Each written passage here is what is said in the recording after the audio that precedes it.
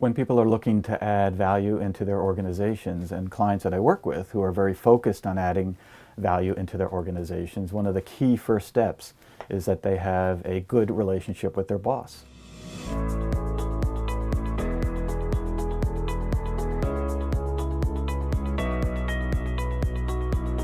When I started my practice 10 years ago, I never imagined the number of people I would meet who did not have a good relationship with their boss. And I don't necessarily mean it was bad, even though there are a few folks who have bad relationships with their boss, but it just wasn't good.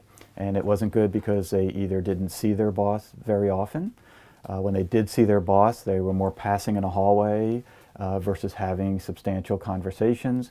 And when they had substantial conversations, those conversations were about projects and tasks they were working on. But what rarely was happening was conversations about them as a contributor to the organization, things they could do differently in order to be more effective, etc. So when I work with clients, I work with them to first ensure that they have a good relationship with their boss. There are a variety of reasons that a bad relationship may exist. It could be calendar, right? So folks have very, very full calendars, and sometimes we just can't ever find a time to get together. It could be geographical distances. Today people are very virtual. Organizations are spread out across the globe. Organizations have many offices, and we just may never connect. Or I allow myself to never connect. I just allow myself to be more of a passenger in the car, where I'm just going along for the ride versus being a driver, finding specific time to meet with my boss. Or it could just be we have a poor relationship. And I had a client recently who said that she avoided her boss.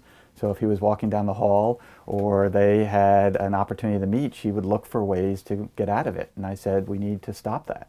So we need you to have a more proactive, positive relationship with your boss, because if you're looking to add more value, the best way to do that is to start by having a great relationship with your boss. The best way I believe that somebody can improve their relationship with their boss, and I'm a big fan of transparency, and so I believe it starts with having a conversation with your boss and saying one of several things. So there isn't one great answer. So it's all very person specific in respect to themselves and their boss.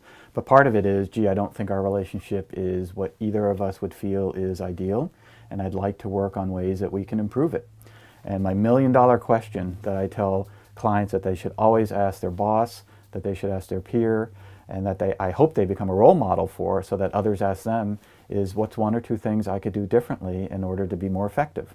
And I like the word differently because it's not good or bad. People can get uncomfortable saying, you know, this isn't good, or you're doing this and this is bad, but differently just means there's another way to approach it that could be more effective.